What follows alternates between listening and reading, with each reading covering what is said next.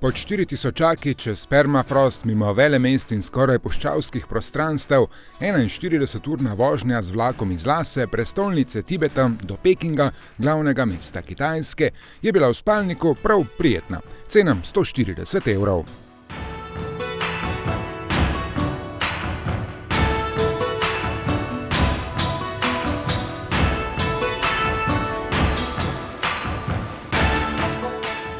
Peking ima okoli 22 milijonov prebivalcev in je zelo moderno mesto, a z večstoletno zgodovino. Ko prečkamo prvo od mnogih varnostnih kontrol, da ja ne bo imel kdo kaj, s čimer bi lahko protestiral proti oblasti, smo na trgu nebeškega miru. Ima več kot 200 000 kvadratnih metrov in lahko sprejme 500 000 ljudi. Tu je tudi mavzolej Mao Tse-tonga.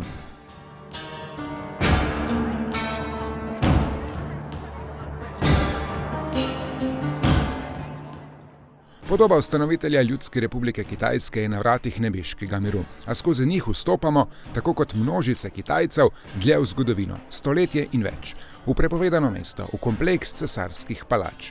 Od tu sta dinastije Ming in Qing 500 let do leta 1924 vladali Kitajski. Nekoč ta kompleks, ki naj bi imel 9999 sob, a pravijo, da jih je zares samo 8886, navadni smrtniki niso smeli. Danes je to muzej, številni domačini pa cesarske čase podoživljajo tako, da ga obiščajo oblečeni v tradicionalne kostume.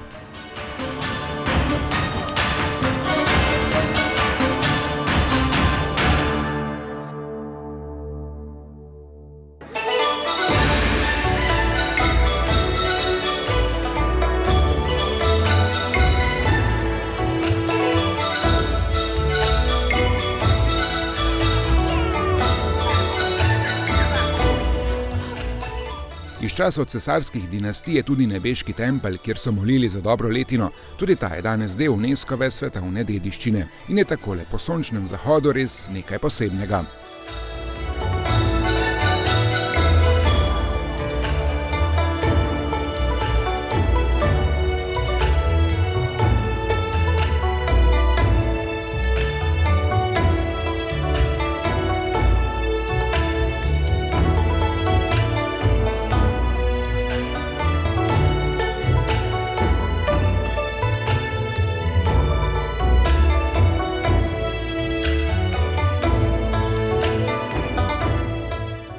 Danes se gradijo drugačne palače, da pokaže svetu, kako bogat si. Vodna kocka in ptičje gnezda v Olimpijskem parku. Stadion za 80 000 ljudi so zgradili za olimpijske igre leta 2008, prve na Kitajskem.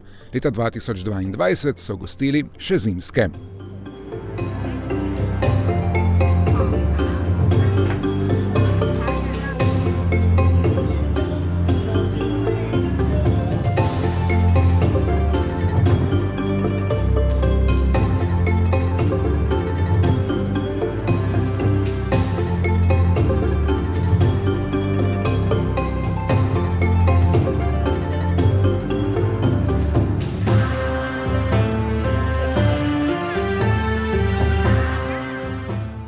Gore so severno od mesta, tam pa je še en dokaz stoletne kitajske moči. Veliki kitajski zid, eno od čudes sveta. Gre za niz zidov, ki so jih, da bi se branili pred nomadi pa Mongoli, gradili od 7. do 17. stoletja. V skupni dolžini prek 21 000 kilometrov. Sprehod po krajšem odseku Simataj, ki ni tako turistično oblegan, je bila pika na i dvotedenskemu potovanju iz Katmanduja do Pekinga.